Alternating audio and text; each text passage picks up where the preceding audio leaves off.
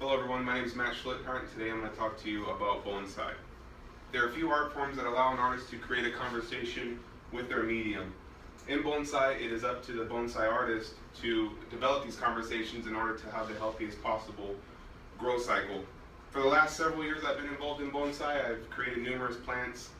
Some have made it, some have not. That's kind of the nature of bonsai. Unfortunately, bonsai is an art form that goes widely unnoticed here in the United States. It's more prolific in countries like Japan, China, and Korea as well. My goal today is to provide you with some insight into bonsai and what it takes to be involved in the hobby. Today I'd like to talk to you about the history of bonsai, the tools and techniques of bonsai, and then also what kind of plants can be used for bonsai. First, we'll talk about the history of bonsai. According to the Complete and Practical Guide of bonsai, this hobby began in ancient Egypt 4,000 years ago. These Egyptians were getting plants and putting them into pots and then gifting those to royalty. Eventually this migrated its way into China in the form of penjing, and from China it made its way into Japan, where a lot of what we know of bonsai today came from. The word bonsai is actually translated in Japanese as plant in a pot.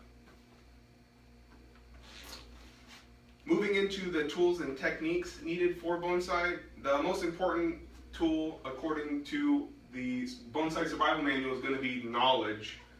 Knowledge is going to help you facilitate the best possible grow program, as well as horticultural competence. What this means is knowing what the plant needs to survive. It needs sunlight, certain watering cycles, and also certain key nutrients as well to keep the plant alive.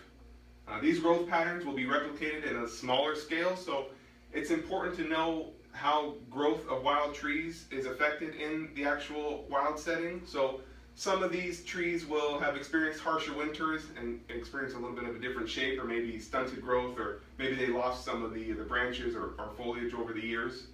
All of this is accomplished by trimming and wiring of the smaller plants. So essentially what you're doing is you're looking at larger trees and trying to replicate those in a smaller fashion by using trimming or wiring.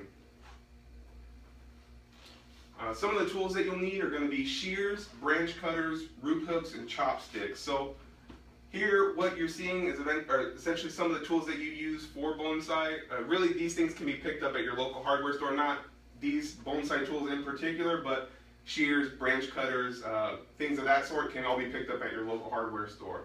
Now the cool thing about some of the larger hardware stores like Lowe's or Home Depot is that you can also find some of the plants that you'll use for bonsai there. According to the book Bonsai by Harry Tomlinson, almost any plant can be used in bonsai. Really what you're doing is you're taking a plant, you're placing it in a smaller pot, and then you're training that plant to resemble a larger tree, which can be accomplished with most house plants.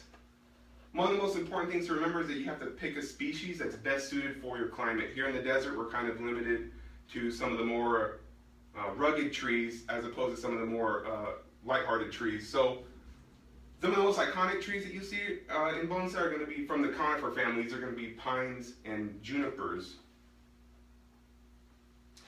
These are some examples of some pine trees in bonsai. The two on either side of the one in the middle are going to be informal uprights.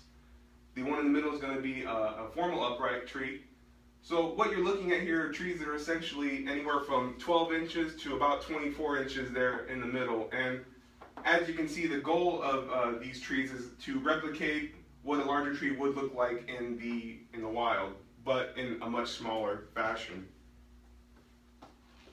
This next species here is juniper. This tree, you can see here that they've kind of used some of the techniques known as gins and sharis. So ginning is going to be done on the branches here that you're seeing. They made them look like they were dead branches, and then some of the sharis is taking bark away from the tree itself and giving the tree an older look. Now, even though these trees may have been in training for the last 20 or 30 years, they're made to look like they've been in the wild for hundreds of years.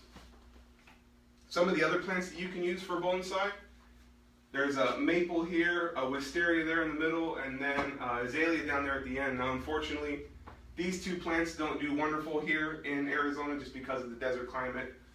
The azalea there at the end is a tropical plant. They typically need a little bit more humidity. I have seen them work here in Arizona, but they do take a lot of work and they can be kind of finicky with their root system. So it's really important to find a tree that works well for your climate, as well as a tree that's going to respond well to the training. So plants that have a little bit more of a sensitive root ball may not be suited for bonsai.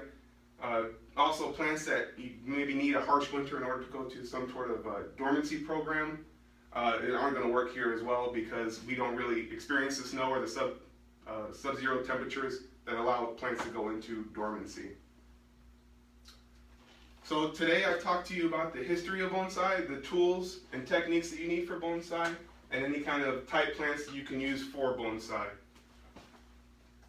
Thank you.